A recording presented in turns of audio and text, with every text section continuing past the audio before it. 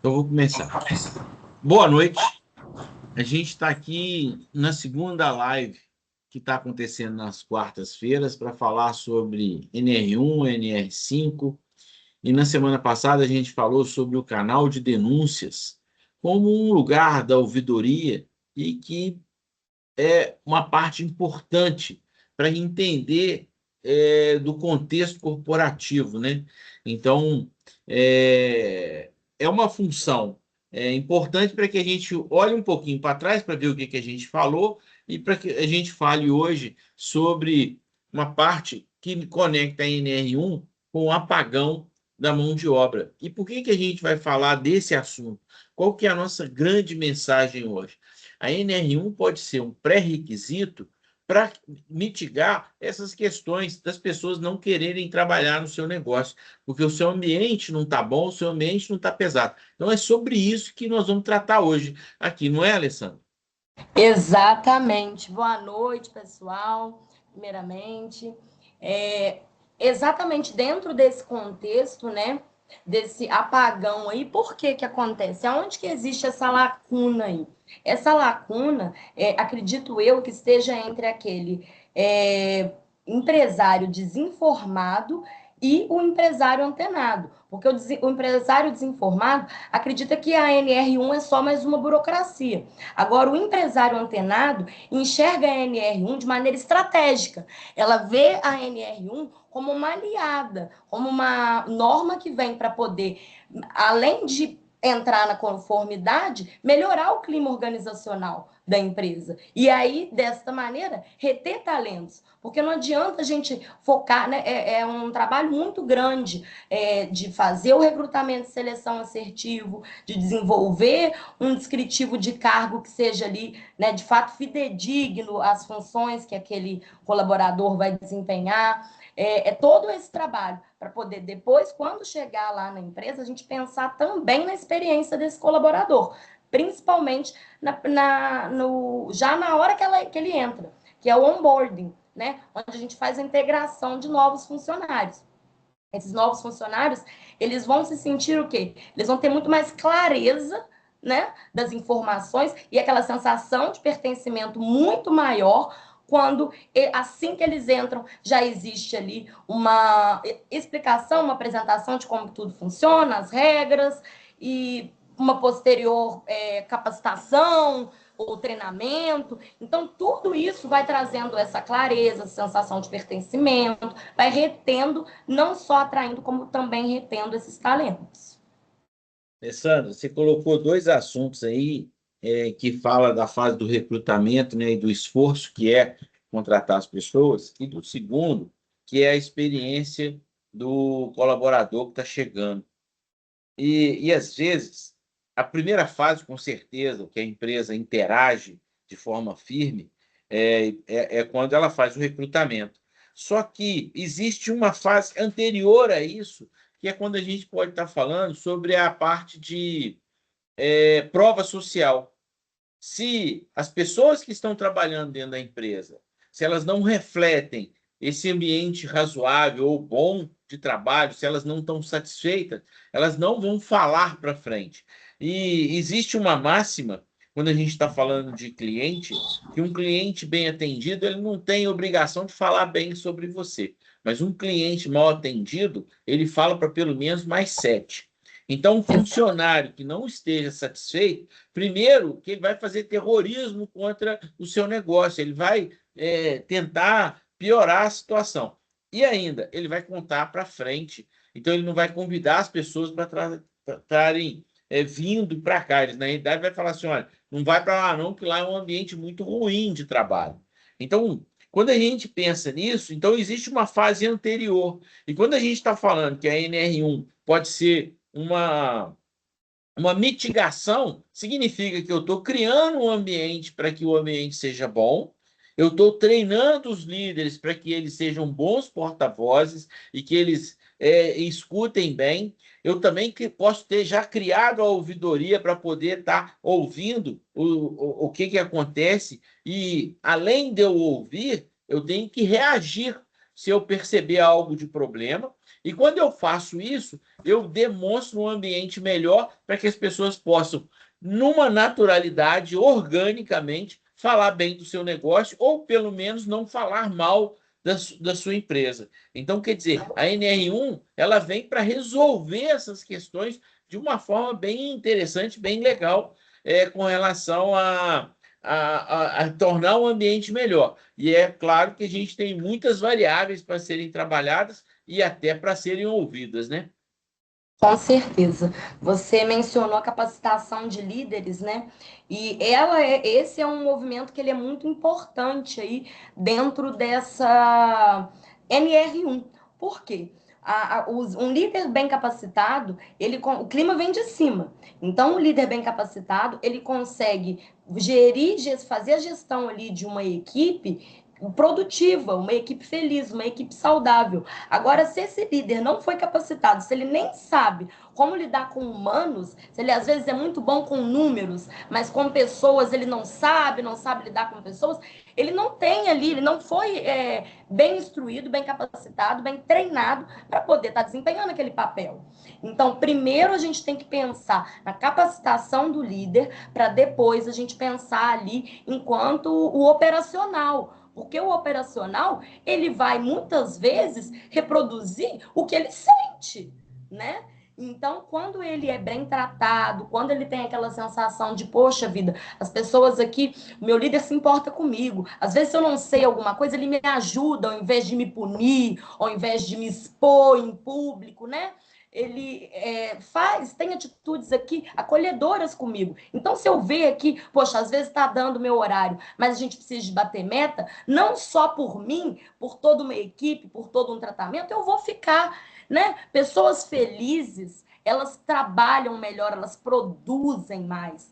Então, quando a gente consegue tratar com todo um acolhimento esses colaboradores certamente às vezes ficam nessa empresa. Eu vou dar um exemplo de um lugar que eu já trabalhei enquanto colaboradora, e lá eu tinha uma gerente que a maioria das pessoas era uma loja de roupas, então a maioria das meninas falava: eu só fico aqui por causa da gerente X, porque ela é assim, excelente, trata a gente muito bem, ajuda a bater meta, conversa com a gente, escuta a equipe. Então, quer dizer, você pode ver, o salário assim nem era aquelas grandes coisas, era numa escala 6 por 1, então é aquela dificuldade que quem já trabalhou já sabe. Mas a gerente, a gestora, retinha aqueles talentos. Por quê? Por conta do tratamento dela para com a equipe. E certamente o gerente dela, o gestor dela, tratava ela muito bem também. Porque, como a gente mencionou, o clima vem de cima. A gente precisa de capacitar esses líderes.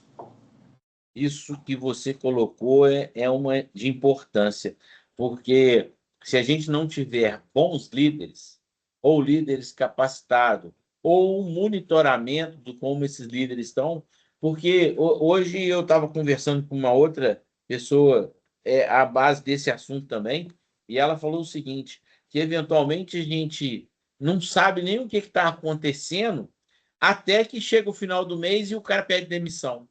Uhum. E aí você vira e fala assim, mas o cara era tão bom, na realidade você não sabe se ele era bom, se ele era ruim, você não mediu ele todos os dias. Às vezes você não Gestão teve de tempo desempenho, para né? medir ele todos os dias, mas tem que ter alguém que o faça. Então, nessa hora você vira e fala o seguinte, se eu não consigo tomar conta, fazer boas-vindas, entender como é que as pessoas estão trabalhando, principalmente os que estão chegando agora, que eles também estão medindo a empresa, para ver se eles vão continuar nelas ou não, se eu não consigo fazer isso, eu não estou cumprindo a minha função de recepção. E aí, o que vai acontecer? Ela vai embora e eu vou nem saber por que ela foi embora, porque eu também não tomei conta para saber se ela estava indo bem. E aí, volto a falar, a gente está cuidando da NR1 para mitigar as condições psicossociais, é verdade. E isso vai melhorar o ambiente para que o apagão de mão de obra que todo mundo fala hoje pode ser mitigado. Porque as pessoas hoje elas estão escolhendo. Então, na realidade, a gente tem que vender Do mesmo jeito que a gente vende para o cliente externo, a gente tem que vender para que tenhamos clientes internos.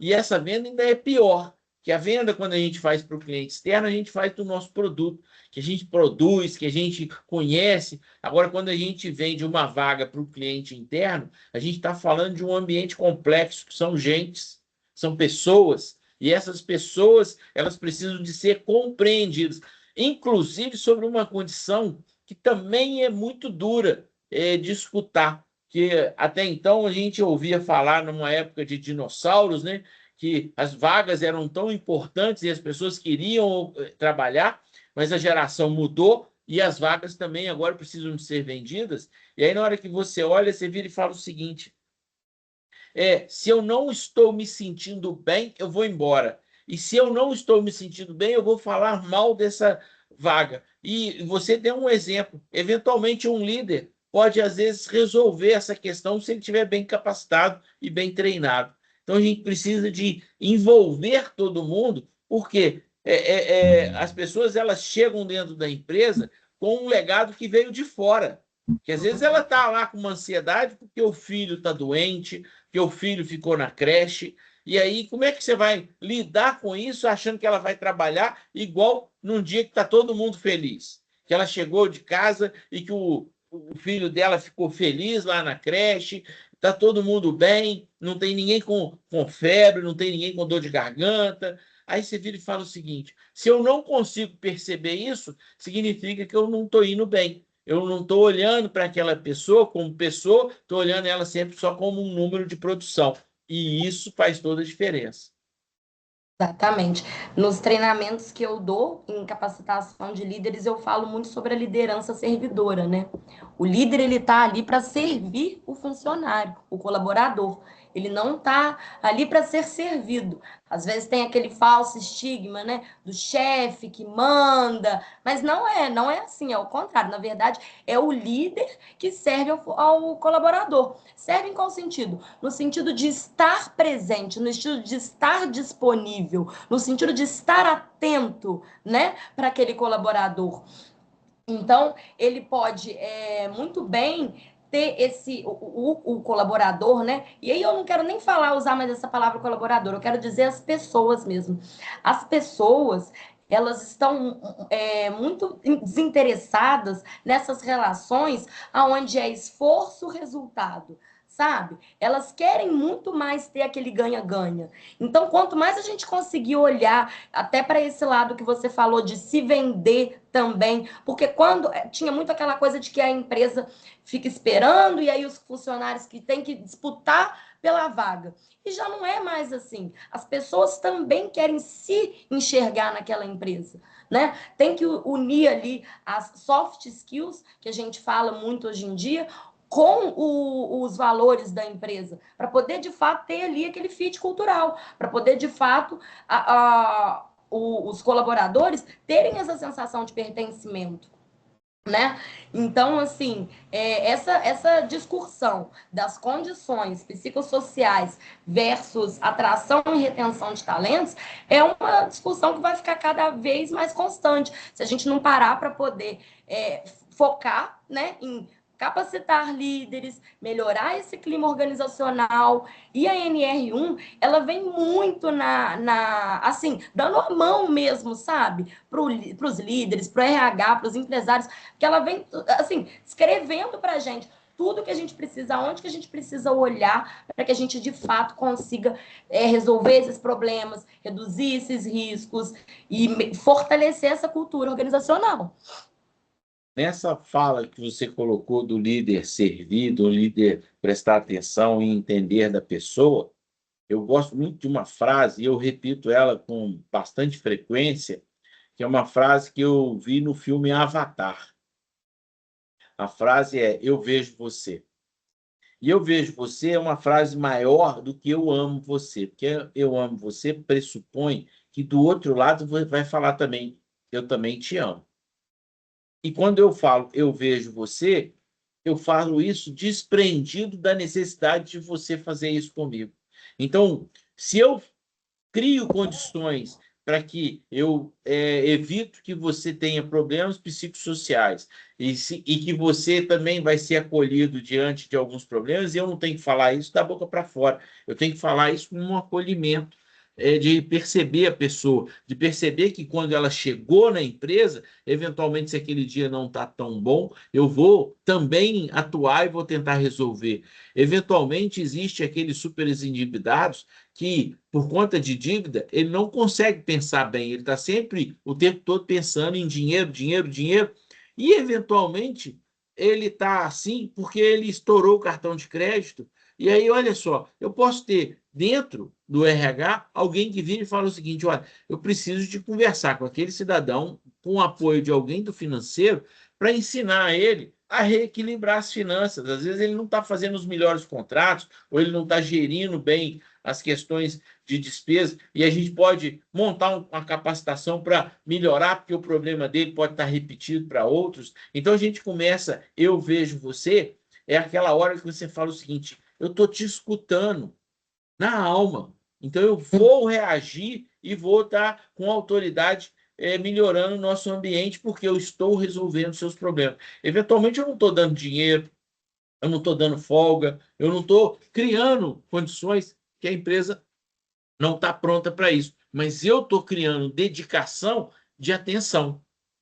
E todas as vezes que a gente fala isso, a gente está fazendo isso em conformidade com a NR1, em conformidade com o canal de ouvido. Então, ter a ouvidoria, que a gente falou isso tanto na live passada, é importante. E dessa mesma forma, a gente pode criar um ambiente que as pessoas vão gerar provas sociais, às vezes orgânicas, às vezes sugeridas, mas que a gente possa incentivá-las a fazer isso para que as outras pessoas que estão do lado de fora queiram ter o pertencimento. Pertencimento é a hora que o cara vira e fala aquilo que você disse.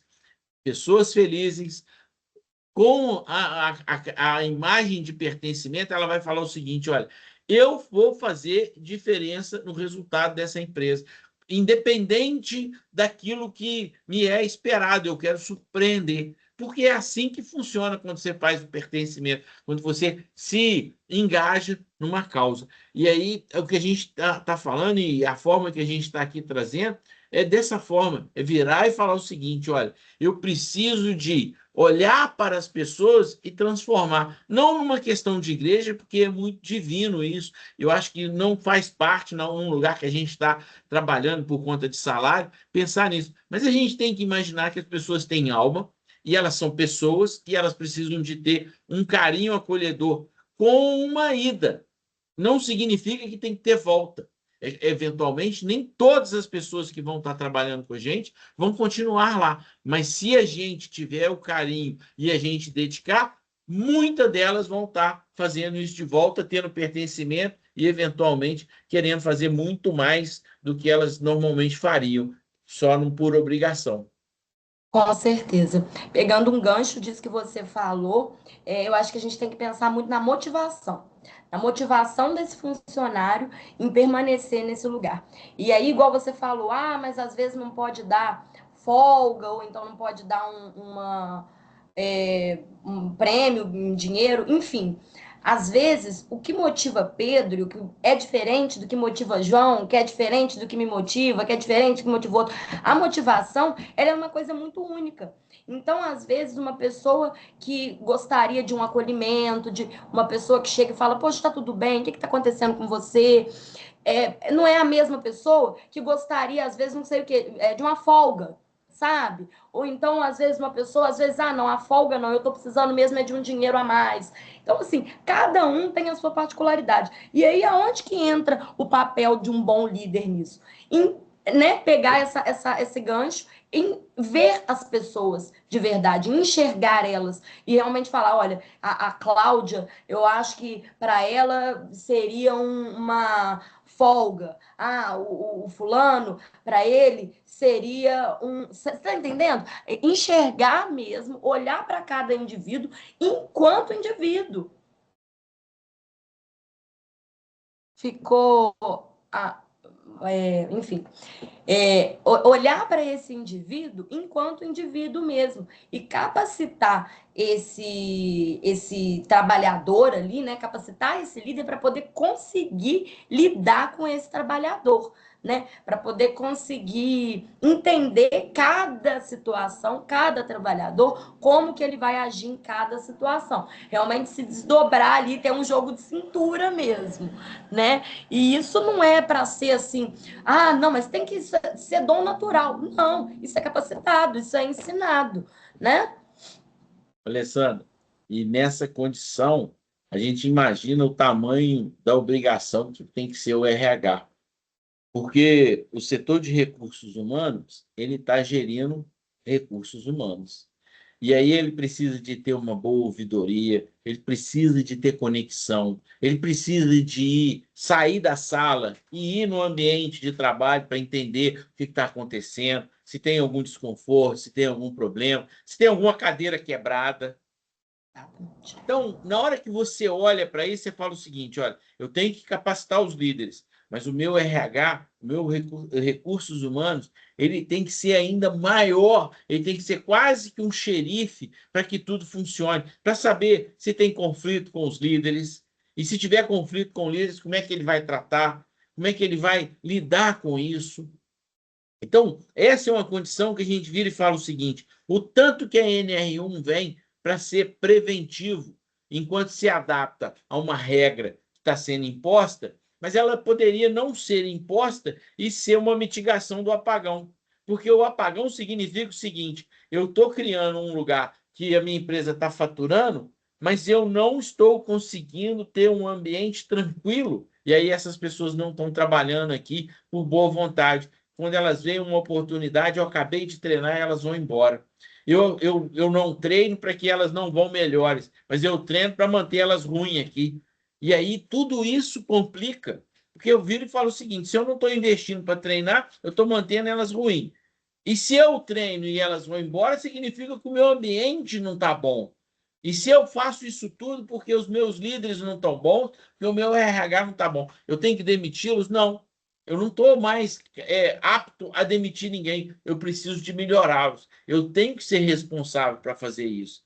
E quando eu faço isso, eu adequo a NR1 sem estar preocupado com nenhuma questão. Do mesmo jeito que quando lá atrás precisou de comprar um EPI e parecia que isso era um custo, agora na hora que você olha, você fala o seguinte: enquanto não tinha EPI, eu tinha problemas com os trabalhadores que se afastavam por conta de acidente. Agora estão todos aqui, porque ninguém precisa se afastar, porque não tem acidente.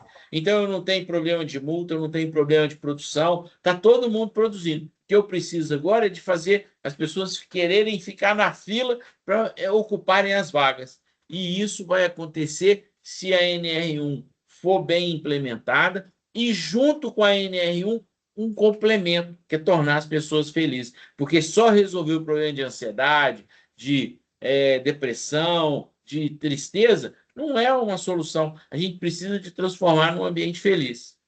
Com certeza. Falando sobre felicidade, tem até uma frase que eu gosto muito, entre o sucesso, a diferença entre o sucesso e felicidade.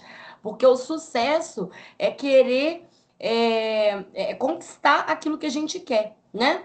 E a felicidade é querer aquilo que a gente conquistou. Então, o colaborador, às vezes eu vejo muito os líderes comentando: ah, mas antes o colaborador estava super animado e com o tempo ele foi ficando desmotivado. Aí, mais um motivo para você olhar para dentro da sua empresa. Porque se ele entrou muito motivado, se estava tudo muito bom, se atraiu ele, o problema foi na retenção.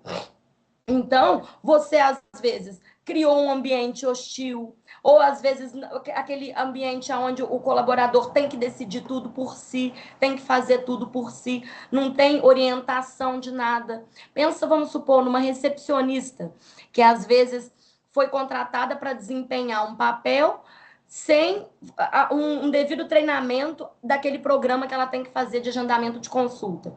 Aquele momento ali, onde os clientes estão esperando e não estão conseguindo atendimento, e ela tem que parar, às vezes, colega do lado para poder pedir ajuda, aquilo vai gerando ali uma ansiedade nela, entre outros, talvez, danos psicológicos, que poderiam ter sido evitados lá no treinamento, lá atrás, numa integração, no onboarding.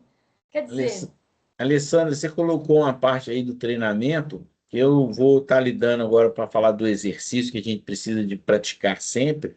Imagina que a gente acabou de contratar uma galera e a gente não fez as boas-vindas, não apresentou a empresa, não apresentou ao time para que o time soubesse o nome e ele soubesse o nome das pessoas, não apresentou por que ele foi contratado. Então, quer dizer, a gente não contou para ninguém e ainda soltou o cara lá e fala assim, agora trabalha. E aí o cara já começa a ficar ansioso, que ele fala assim, o que eu vou fazer? Aí ele tem que ficar perguntando o que vai acontecer. Então, quer dizer, os processos não estão bem azeitados. E aí eu lembro que eu gosto muito de falar da rede social do LinkedIn, porque lá a gente consegue medir, aferir alguns vetores. E um deles é o vetor de influência. Se você tiver nos 4 pilares que eles medem em você, que é questão de marca social, marca pessoal, interação com as pessoas, conhecer pessoas certas, porque a gente precisa também de ser assertivo. E aí eu vou lembrar, eu vi uma posição do Thiago Varejo, que está no Instagram, ele falando o seguinte, o recrutamento precisa de ter tempo, porque você precisa de conhecer as pessoas para saber se você quer colocar elas para dentro da sua empresa. Então, você precisa ter oferta. E, no final, você precisa de, além de participar, de interagir, você tem que fazer isso com propriedade. E aí vou dizer uma coisa que eu acabei de falar há muito pouco tempo, hoje eu já falei sobre isso, que é quando você tem um diálogo, e aí a gente começou a conversar, e aí eu vou falar assim, você fala assim, eu estou doente, estou meio depressiva, não sei o quê. Em vez de eu perguntar por quê, eu vou falar assim, mas eu estou muito pior que você, e aí a gente vai ficar numa competição de eu para cá e você, eu para lá. E aí, nessa hora, a gente começa a perceber que o líder erra quando ele fala muito dele, o dono da empresa, quando ele fala muito dele, por exemplo, ele vai fazer uma reunião e ele gasta um tempo exorbitante. Aí na próxima reunião, ele gasta um tempo exorbitante falando da mesma coisa, porque ele não leu a pauta, ele não leu a ata passada, e ninguém apresentou nada para ele, aí ele vem, fala a mesma coisa. Aí, com 3 reuniões, ninguém mais quer participar da reunião, porque a reunião é a fala do chefe. Então, eventualmente, o chefe nem é para falar. Quem é para falar é quem está lá pedindo a reunião e saber o que é, porque às vezes vem uma dor que vai acontecer. Então, a gente precisa de envolver isso. E o LinkedIn, ele faz essa condição. Se você interage, se você participa, se você interage lendo, comentando, compartilhando, significa que você prestou atenção. E aí, esse exercício você pode fazer em casa, você pode fazer na empresa, porque aí você vai ter coleguismo, você vai ter como é que se fala isso? Networking, né? Não, comprometimento. A palavra é comprometimento. E assim, eu também vou terminando aqui a minha fala, porque a gente está chegando nos 30 minutos que a gente se propôs a falar, e eu acho que esse tema hoje foi muito rico, complementando a auditoria, a ouvidoria que a gente falou na semana passada, e hoje a gente está falando sobre uma condição que a NR1 não é punitiva, ela é preventiva para diminuir o apagão em função das suas vagas se tornarem melhores. E a gente precisa de trabalhar isso com pressão. E assim, eu estou aqui me despedindo e passo a palavra para você também dar suas mensagens finais aí. Ótimo. Obrigada, Pedro. Essa live, mais uma live aí, ótimo. Eu quero agradecer pela presença de todos, né? Finalizar com uma frase aí de que a NR1 ela é estratégia, né? Se a gente conseguir olhar para a NR1 enquanto estratégia, ao invés de burocracia, a gente vai conseguir reduzir riscos psicossociais e fortalecer a cultura organizacional. A gente vai continuar deixando essas lives aqui salva para vocês. Vou deixar o meu WhatsApp, o Instagram também salvo aqui para vocês poderem seguir, o Pedro também. E é isso. Até a próxima live. Eu agradeço demais pela participação de todos. Vou só colocar, porque você colocou um negócio aí, eu acho que eu não coloquei isso no texto, né? A gente vai estar publicando no canal do YouTube da Indica. Então, vai estar Ah, lá. sim. E lá eu vou estar colocando nos comentários o contato da Alessandra e o meu contato. Ah, Além perfeito. de, além disso, eu também estou produzindo um texto que vai para o blog da Indica. Então, eu também vou fazer esse texto, vou fazer ele amanhã. E aí, lá também vai ter a referência, tanto da Alessandra quanto do Pedro. Então, essas referências, elas estão muito mais ligadas ao LinkedIn. Mas eu Isso. vou estar colocando, no caso da Alessandra, o WhatsApp também e o meu também, que aí facilita essa condição. Tá bem? Com certeza. Perfeito. Então, boa noite e obrigado aí, Alessandra. Obrigada, Pedro. Boa noite. Só um pouquinho.